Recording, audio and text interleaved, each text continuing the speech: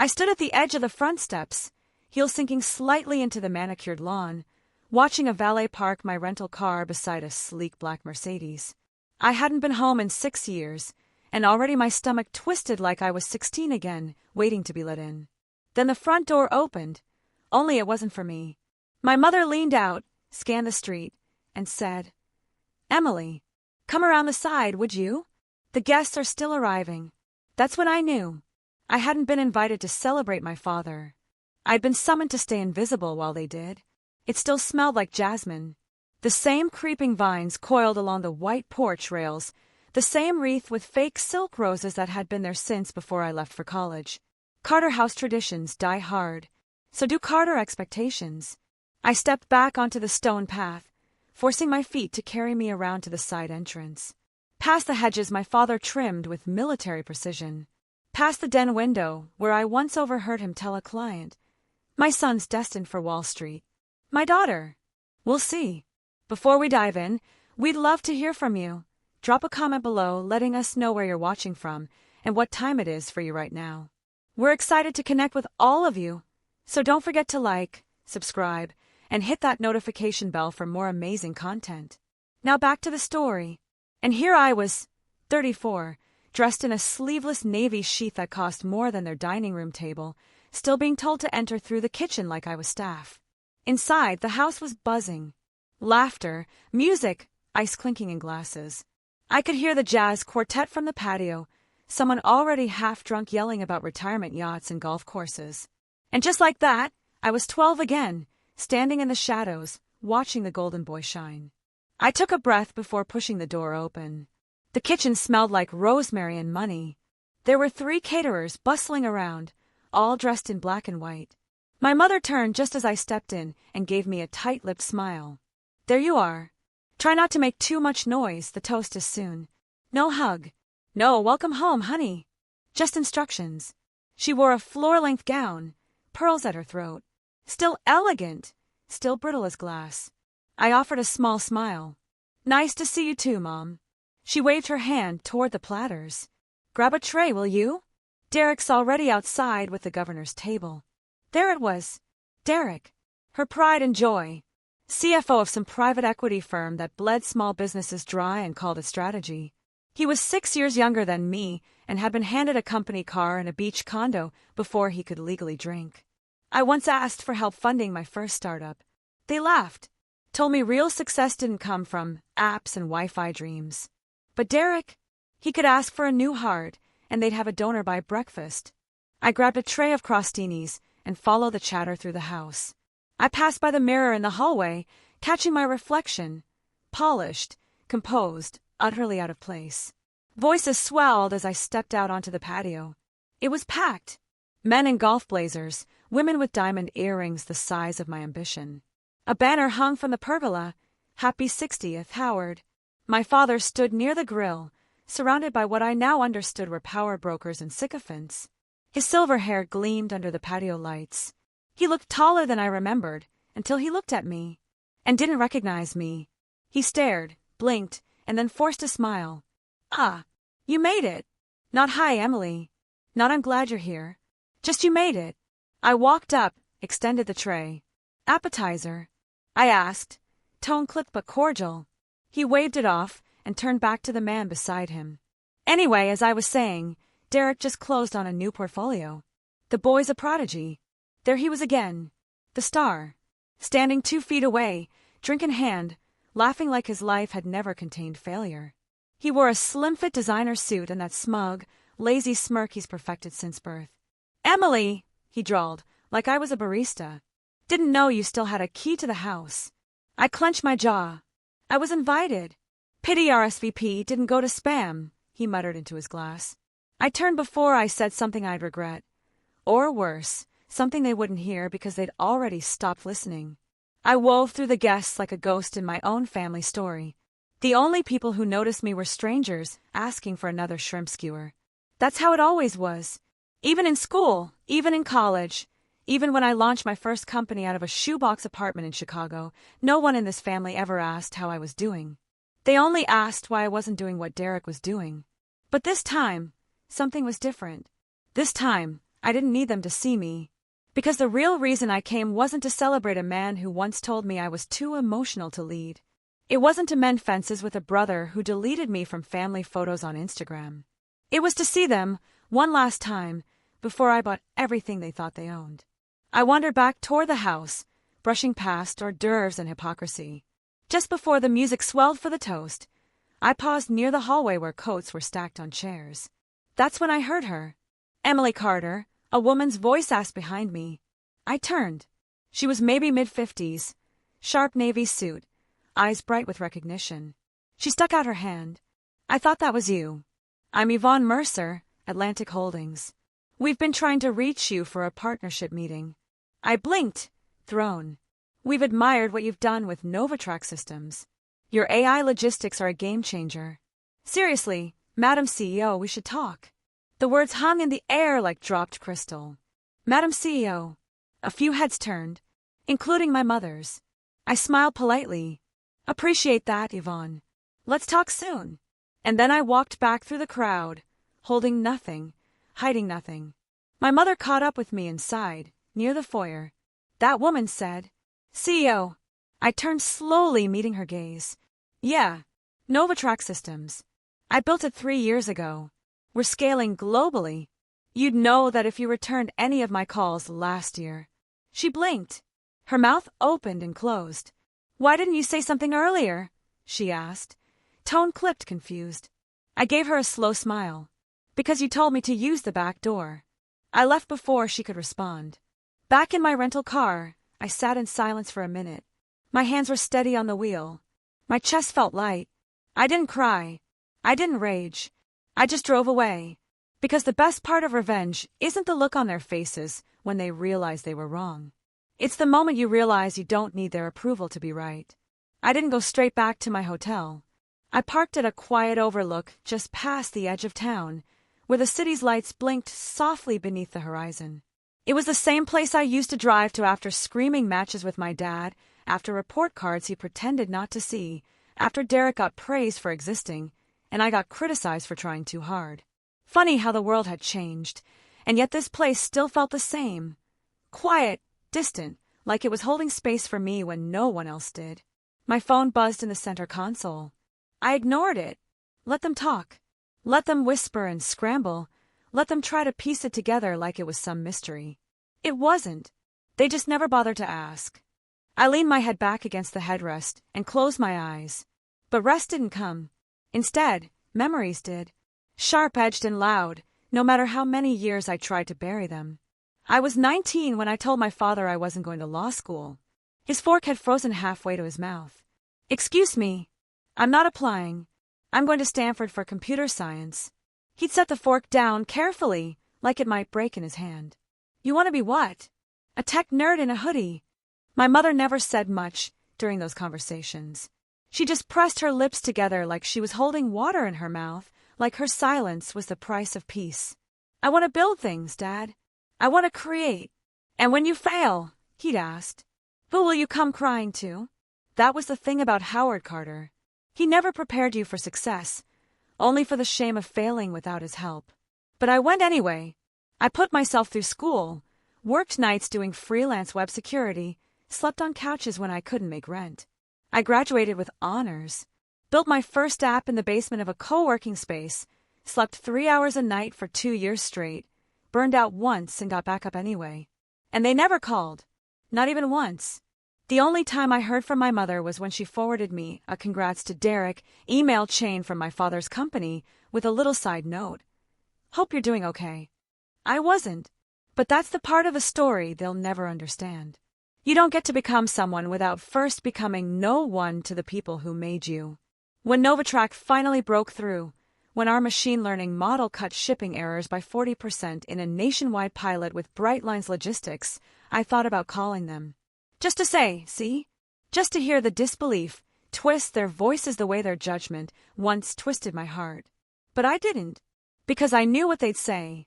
They'd act proud, like they supported me all along. They'd rewrite the history of what they'd done. Or worse, say nothing at all. So I let them go. Until the birthday invitation came. Handwritten. Formal. No mention of what I did, No personal note, just the RSVP card and a line about celebrating legacy. Legacy. As if I hadn't spent 10 years carving mine out of concrete with my bare hands while they passed down theirs like a pair of cufflinks. Still I said yes. Not because I missed them. Not because I forgave them. But because closure isn't always quiet. Sometimes it arrives in a designer dress and a diamond-hard smile, ready to sit at the table they never made room for you at, and take over. My phone buzzed again. This time I picked it up. Voicemail from Mom. I didn't listen. Instead, I pulled up my calendar. My next board meeting was in 72 hours. The final vote on acquiring a major stake in Carter Industrial Systems was coming. Most of the team didn't even know I had a personal connection to the company. Not yet, but they would, because I was about to become majority stakeholder in the same empire that had laughed me out of the house for being too ambitious. And not because I wanted revenge. Not really. Because I wanted to reclaim the narrative. No more backdoors. No more hushed voices. No more she'll understand. I drove back to the hotel with the kind of clarity I hadn't felt in years. Checked in. Kicked off my heels. Took off my earrings and stared at my reflection in the vanity mirror for a long moment. Same blue eyes. Same high cheekbones my mother used to say would make me pretty if I smiled more. Same lips that used to tremble when I heard my father say I wasn't cut from the same cloth as Derek. Now I looked like power. Not cold. Not cruel. Just earned. I got into bed, but sleep didn't come.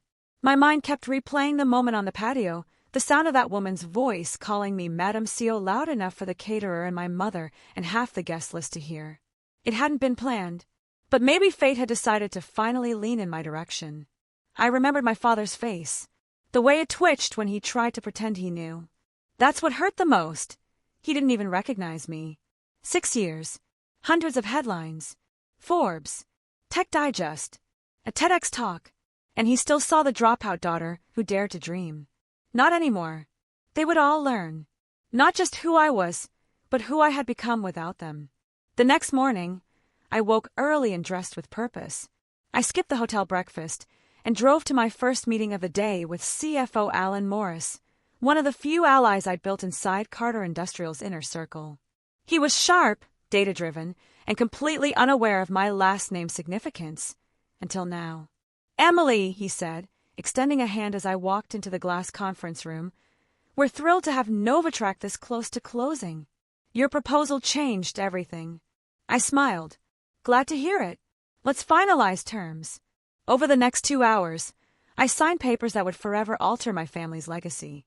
Quietly, strategically, and with the full blessing of their exhausted board, I would soon own 51% of Carter Industrial through Novatrack's acquisition agreement and a capital partnership fund I'd established last year. They needed fresh blood. I had it. They needed vision. I'd bled for it. By the time the final signatures were in motion, Alan leaned back and said, "Funny, you look familiar. Have we met before all this?" I met his eyes. "I was raised by the founder," I said. "Howard Carter is my father." He stared. Then he laughed, sharp and delighted. Madam CEO indeed.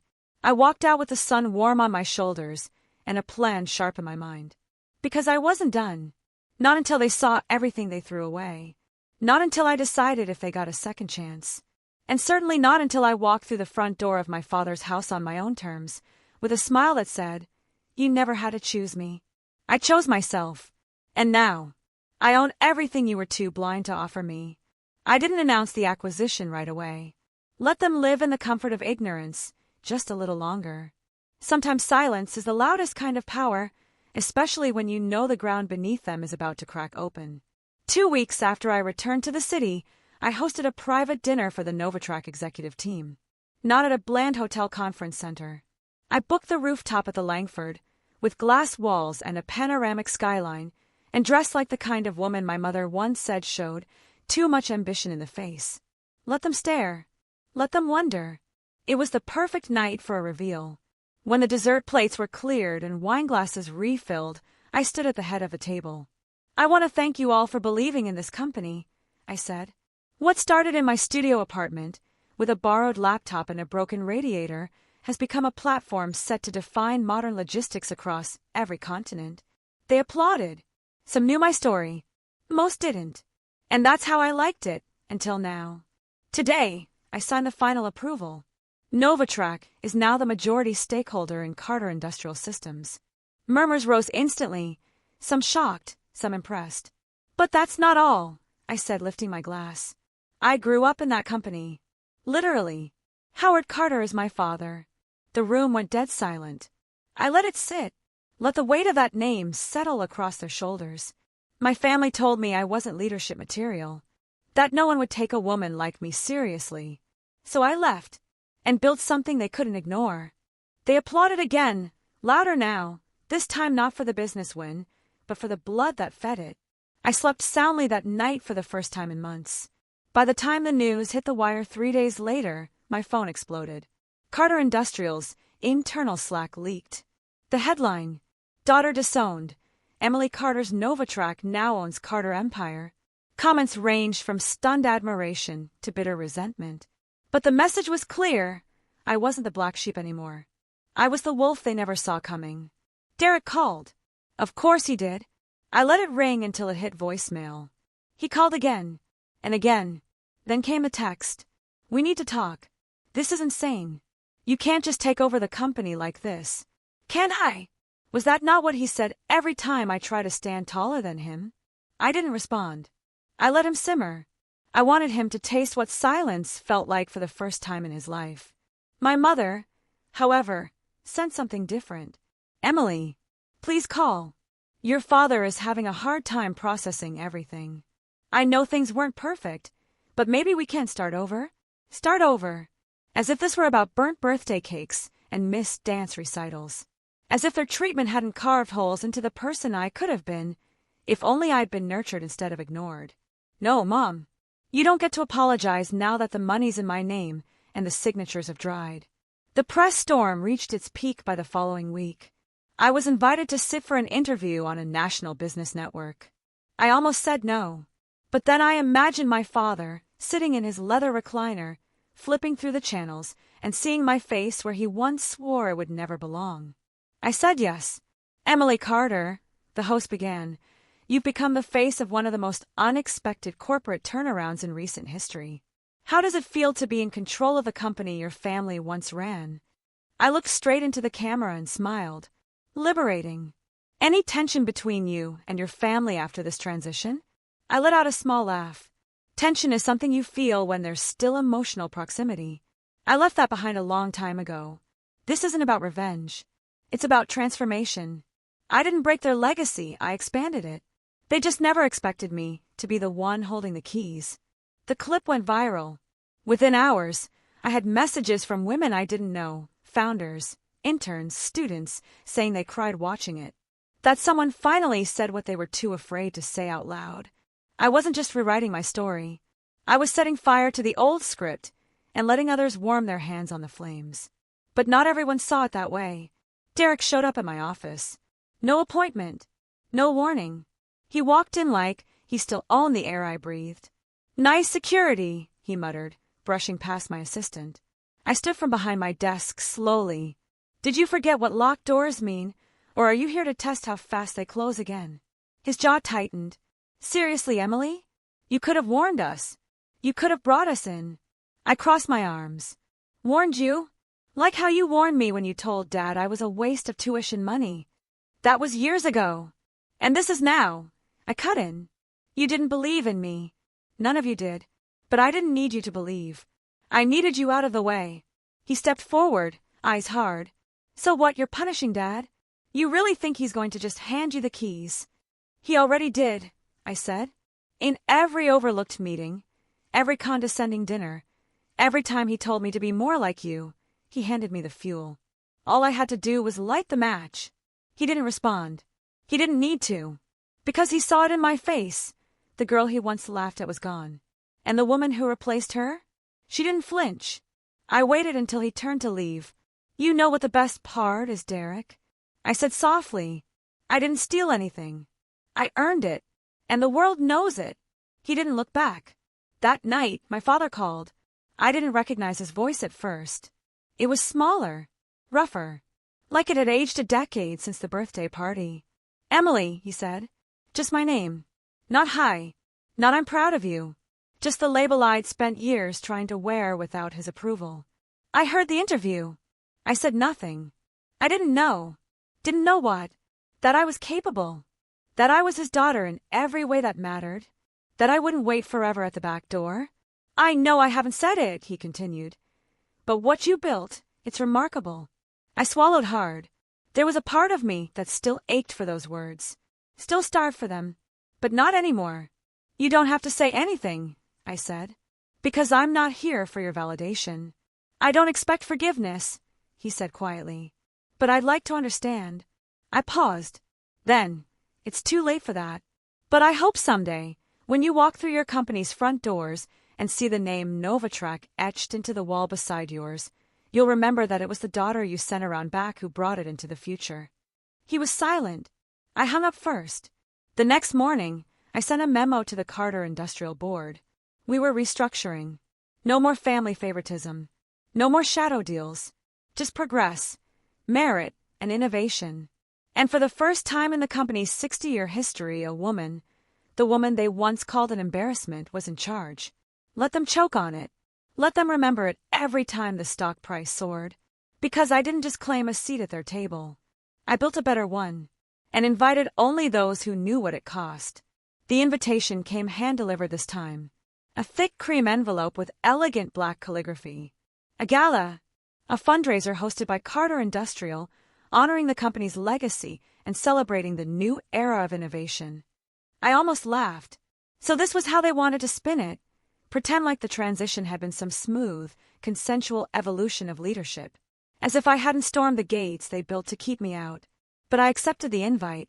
Of course I did. Not out of spite. Out of precision. Because now, they couldn't ignore me. They couldn't edit me out of the photos, or whisper behind closed doors, or funnel all the accolades to Derek while I sat at the kiddie table, quietly bleeding excellence into napkins. This time, I wasn't coming in through the back. I arrived at the event in a navy satin gown, high neckline, slit just sharp enough to say I'd won without lifting a finger. My hair was swept up, not a strand out of place. Understated earrings, but a ring on my finger worth more than my father's first Cadillac. A quiet message. I did this without you. Look how well I turned out. The valet opened the car door with a soft, "Miss Carter." I stepped out and let the cameras flash. They had press there. Local business journals. A few national outlets. None of them knew how the night would really unfold. But I did. The moment I walked into the venue, heads turned. My mother was across the room in a pale blue gown. She stiffened when she saw me. Not shocked, just uncomfortable, like she hadn't fully decided if she was proud or afraid. My father stood near the stage, drink in hand, speaking to an older couple from the board. He looked thinner than I remembered. Older. His tailored suit couldn't hide the slight slump in his shoulders. When he saw me, his expression didn't change. Not a blink. Just the same unreadable wall I'd spent most of my life trying to scale. I moved through the crowd slowly. Every greeting was polite but cautious. I could see it in their eyes. People didn't know what to make of me. Was I still a daughter? Or now the boss? Was I allowed to be both? Derek was already there, of course. He made a beeline toward me like a moth circling a new flame. "You came," he said. "Didn't think you would. You sent the invite, didn't you?" I replied coolly. "Actually, I didn't," he said. "That came from Dad." Now I was surprised. He must have read it on my face because he smirked, just a little. He's trying, in his own messed up way. I didn't respond. Because trying, for Howard Carter, often came dressed as manipulation. Wrapped in compliments that felt like leashes. We moved to the bar. The waitstaff flowed around us like clockwork. I sipped my wine and scanned the room. "I know you think he's incapable of change," Derek said, watching me. "But I've seen him watching your interviews. He won't say it, but he's impressed. Impressed doesn't mean he regrets how he treated me." "No," he said. "But maybe it's a start." I turned to him then, really looked at him. Derek still had the same smug eyes, but they didn't carry the same weight they once did. For the first time, I didn't feel like I was looking up at him. We were level now. Maybe I was even a few inches taller. A chime rang through the speakers as the host stepped on stage. "Ladies and gentlemen, thank you for joining us tonight to celebrate the legacy and the future Of Carter Industrial. I tilted my head. Here it comes. As many of you know, the host continued, the company has undergone a significant transition in recent months. A new partner, a new vision, and tonight, it is my absolute pleasure to introduce the woman leading Carter Industrial into its next era, CEO and majority stakeholder. Emily Carter. Gasps rippled across the room. A few applause bursts started awkwardly, then caught momentum.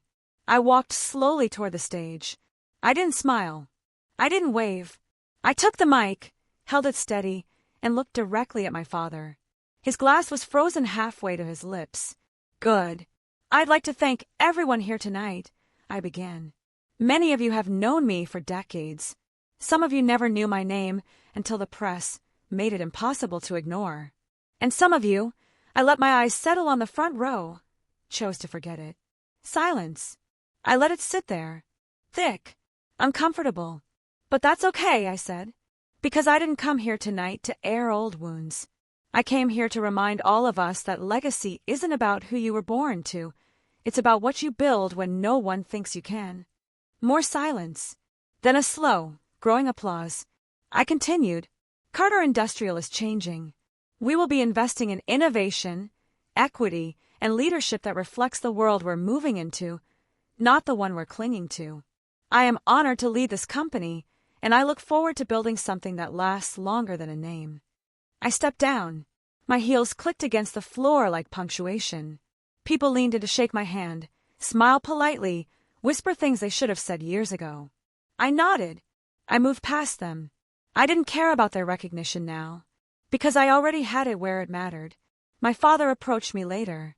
Not during the celebration, but near the coat check, when the crowd had thinned and the orchestra had packed up. He walked like a man with something to say, but no idea how to start. I waited. I didn't expect that speech, he said. I'm sure you didn't. He scratched the back of his neck. You were good up there. Not looking for compliments. Not giving them, he replied. Just facts. We stood in silence for a moment. Strangers with the same blood. I know I made mistakes, he said finally. I raised an eyebrow. Mistakes. Call them what you want. I'd call them years, I said. Years of being ignored. Undermined. Told to be less. Smile more. Shrink quieter. He looked away. I can't change what I did, he muttered. But if there's a way forward, I'm willing. I studied him. Howard Carter. The man who once told me I was soft. That emotion was weakness. That success was something you inherited, not something you fought for. Now he stood here, shrinking, uncertain, at the mercy of the daughter he once dismissed. I didn't feel triumphant. I felt finished. I'm not looking for a father, I said. I became who I am without one. He nodded slowly. I turned to leave. He didn't follow. That was enough. Outside, the air was crisp. I wrapped my shawl around my shoulders and stepped into the waiting car. As we pulled away, I looked back through the tinted window. The Carter name still stood above the building. But now, it stood on my terms. Success doesn't feel the way you think it will. It doesn't hit you like a tidal wave of applause, or taste like champagne on your tongue. It creeps in slowly through the quiet moments. Like when you walk into a boardroom and everyone stands, not because of your name, but because of your results. Or when your inbox is full of partnership requests from the same companies that once ghosted your emails. Or when you no longer flinch when you hear your father's voice in a crowd, because it no longer holds power over you. I used to think I needed vengeance to feel whole. But standing on top of the mountain I built myself, I realized something deeper. I never wanted revenge. I wanted recognition. Not just from my family, but from the world. From myself. It took me too long to understand that some people will never give you what you deserve. So you have to build it, name it, brand it, and make them watch as the world gives it to you instead. 3 months after the gala, Carter Industrial officially merged into Novatrak's corporate structure. The name remained, for now, but the soul of the company had changed. We launched 2 new divisions, one for sustainable energy logistics, the other a mentorship program for underrepresented founders. I staffed it with people who had once been told, not yet, not now, or not you. My mother sent me a letter, handwritten, 3 pages. She told me she was proud of me, that she wished she'd fought harder, That she let her loyalty to my father outweigh her instincts as a mother. She didn't ask for forgiveness. She just said she hoped I could find peace. I read it once, folded it neatly, put it in a drawer. She called once, too. We talked for 12 minutes. It wasn't warm, but it wasn't cold either. She told me about her new garden. I told her about a tech panel I was moderating. It was polite, strained, but it was something. Derek, for his part, had taken the hint. He stepped down from the board after the merger. Said he wanted to pursue his own ventures. I didn't press for details. Sometimes the best revenge isn't making someone feel small, it's showing them how little they ever mattered to your growth. And my father? He never apologized directly. But he started referring to me, publicly, as our new CEO. He never said my daughter. That was okay. I didn't need him to. I stopped needing that a long time ago.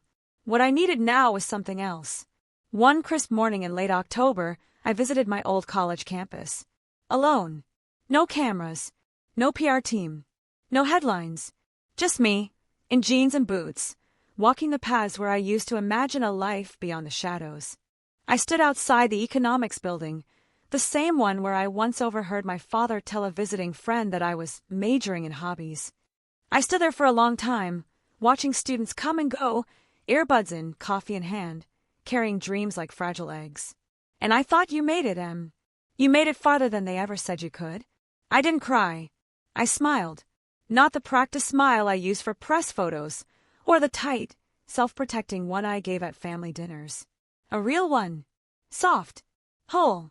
2 weeks later, I announced a personal endowment to the university. $1 million to fund female entrepreneurs and first-gen college students. I named the scholarship after my grandmother, Margaret Ellis, who raised my mother alone and whose grit lived in my bones like wildfire. I didn't attend the ribbon cutting. Let someone else have that spotlight. I didn't need to be seen anymore to feel real. That winter, I took a solo trip to Aspen. Just me, snow-covered trees, and silence. One night, bundled in a cabin with a fire crackling and nothing but my own breath to keep me company, I thought about what was next. Because revenge is a destination. But healing, that's a journey. And I was just getting started. I thought maybe I'd write a book. Not a tell-all.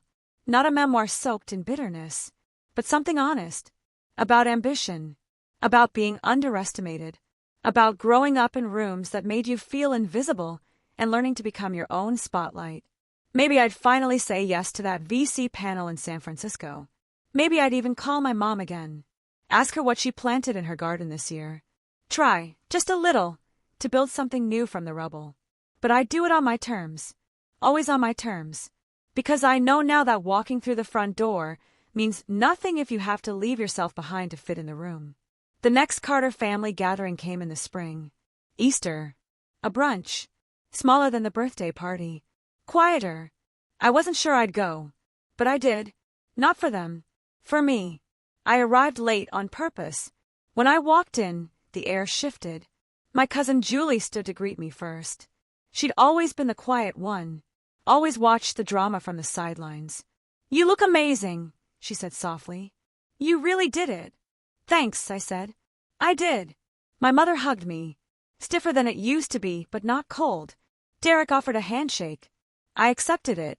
Then I walked toward my father, who stood by the kitchen island, slicing ham like he didn't hear the door creak open. He looked up. Our eyes met. Neither of us spoke. But this time he didn't look away. And neither did I. Someone cleared their throat behind me. "Madam CEO," said a voice, deep, teasing, and utterly unexpected. I turned. It was Mr. Langston, my father's oldest friend, one of the board's original members. He was smiling at me, not with mockery, but with something dangerously close to pride. "Guess they finally figured out who the real brains of the operation is," he said. The room chuckled awkwardly. I smiled, small, controlled. But it was there. My father shifted beside me. And for the first time in my life, I felt taller than him. Not because of height, but because of truth. This wasn't the little girl they forgot to pick up from dance. This wasn't the teenager they ignored at the board dinners. This was the woman who took the back door and built an empire from the dust they left behind. I didn't stay long. I didn't need to. Closure doesn't always arrive in grand gestures. Sometimes it arrives in soft footsteps, on your way out the front door, chin up, spine straight, head clear. I left before dessert. As I walked to my car, sunlight streamed through the trees. And for the first time in years, I didn't feel like I was running from anything. I was just walking forward. Finally free. Finally whole. Finally seen by the only person who ever needed to believe it. Me. If you've ever been underestimated, overlooked, or pushed to the side by the very people who were supposed to lift you up, this story is your reminder. You don't need their seat at the table. Build your own. If Emily's journey moved you, tap that like button, drop a comment with your favorite moment, and don't forget to subscribe for more powerful stories of betrayal, revenge, and rising stronger. Your story isn't over, it's just getting started.